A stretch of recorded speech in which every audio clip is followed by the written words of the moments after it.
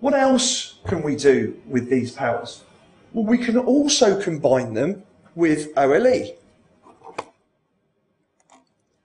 This time, because I've got job code and analysis information from my report, I want to see my analysis, my period analysis values for the job codes returned by that report. And I want to break that down by analysis code. So I'm going to do a new pivot table. I'm going to select the same range as before. Again, I'm going to select and drag across all the columns, and I'm going to drag it down right past the data like so. And click OK. So I've got the same wizard up this time. In my rows, I've already decided that I want to see the summary of job codes. So I'm going to choose the function TL job code, and I'm going to just drag that down into the row labels like so. And as before with the stock codes, it's automatically summarised my job codes for me. But I also want to see, in this instance, the analysis codes used against each of those job codes. So I'm going to choose the analysis code field, and I'm going to drag that into the row labels like so. And what Excel's nicely done for me now is it's summarised each analysis code by each job code. From there, I can build on that. I've already mentioned that I want to get my job actual analysis values for those jobs and analysis codes. What function do I need to use? I'm going to show you this again, because I can't honestly tell you how important and how easy this makes your life. Go into the help file, into the OLE functions section, categorical reference. This time I'm looking for a job costing get, so I'll choose the job costing categorical references, and I can see there's my function NJC actual. Highlight that, and I can see I want the company, the year, the period, currency, job code, analysis code, and something called post-com. Well, the company I can add, the year and period I can add, and the currency. So that shows that this value, we can choose currencies for all across the board. For those of you with multi-currency systems, we can view euros, dollars, or use 0 for your consolidated value. I've got my job code and analysis code. What is this post-com? Again, clicking on the link tells me that it can be used to give me posted or committed values by using a P or a C. So I'll go back to my form now. I'll start constructing it. Let's put my periods across the top again. Like so. I'll put in my company, my year, my currency, and I'll put there P for posted. Start building my function. Now there is another way of searching for these functions.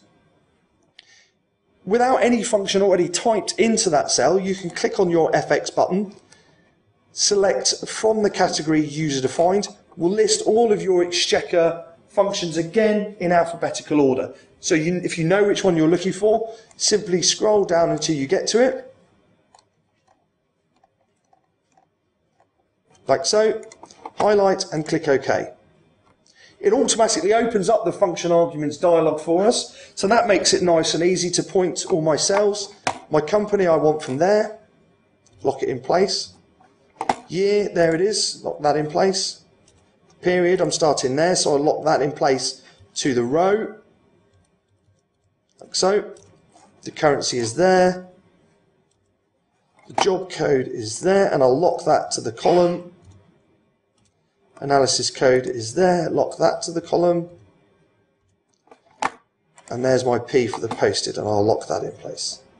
Click OK. It's automatically returned now my posted actual analysis value for the analysis code M material and for the job Bartho 1 for period 1 of 2008 from my company Eleca 1.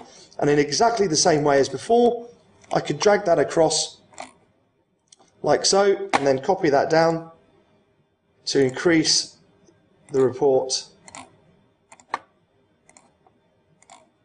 as before. And now we've successfully combined Visual Report Writer with Microsoft Excel pivot tables and Exchequer OLE to produce what could potentially be quite a valuable report for your business.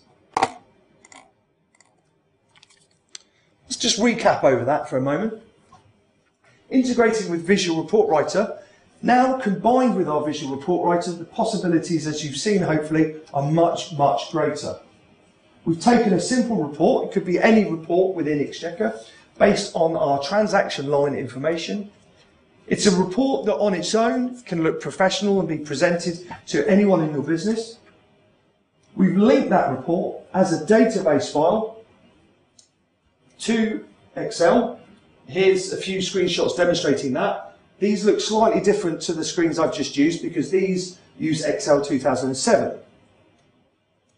Click on the database entry, select the file we want, how we want to view it, and in no time we've got that data available in Excel. Further to that, we've analysed the output report data, we've used a pivot table and we've used the OLE functions to give us a stock purchases by quantity report. As another example here, we've used the end cost net sales function that I mentioned earlier, but we've used it for suppliers, bringing out the supplier's name to show us the net purchases from all the suppliers returned by that report. I want to quickly show you something else that you can use with Excel. Because of the way it's all integrated, if I run that report again to create some new files with the same name in the same location, just to make this much quicker for you, I'm going to take them from there and put them on the desktop. So it replaces the files from the first time you've run the report. I haven't actually closed my Excel spreadsheet. There was actually no need to. But now, if I was to reopen my spreadsheet, or more importantly, click on the refresh all option, it's now updated my spreadsheet to include the new report values. So I've run the report again, I've got different values out of it. I can update each sheet. So automatically it gives me, let's just remove that so we can see what we're looking at. It's giving me all the new values by suppliers for stock purchases. It's given me a whole range of new job codes and new analysis codes that have been returned by my new report. I can automate that process even further. Rather than having to open up Visual Report Writer and running that report each time, I can actually use the Sentinel module. For those of you who have the Sentinel module, I'll just quickly run through it.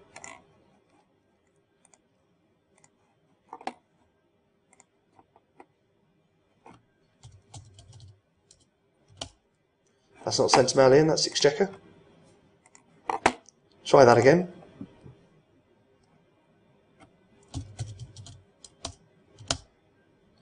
So in Sentinel, there's one I created earlier, so I'll remove that and show you how I've done it again.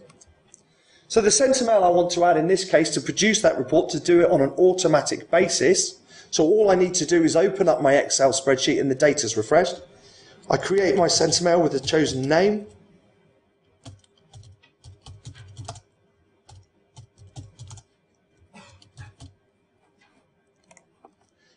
In this instance, I'm going to choose Exchequer Visual Report because it's Visual Report Writer I'm using to drive it.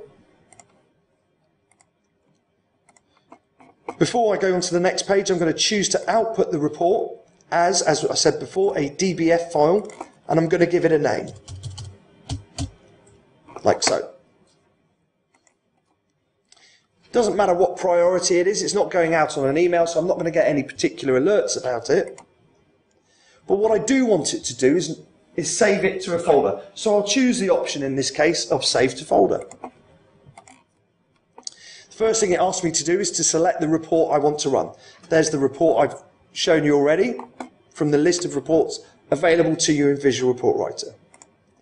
Click on Next and it recognises that that report is looking for a period range. Now I don't want it to show me the same period range each time it runs, so I'm going to just edit that. And I can say I want it to increment it by one period from and to each time. What that means is the first time it runs, it's going to do a range of period 1 2007 to 12 2008. The next time the report runs, it's going to increment each of those periods by 1, so it'll be period 2 2007 to period 1 2009. Click on Next. It's now asking me where I want to save the file to. Now this obviously is looking at my Exchequer folder, because it's a good idea if it is saved somewhere in your Exchequer folder. I'm actually going to have a look at the reports folder, like so. I can create a new folder in there for it.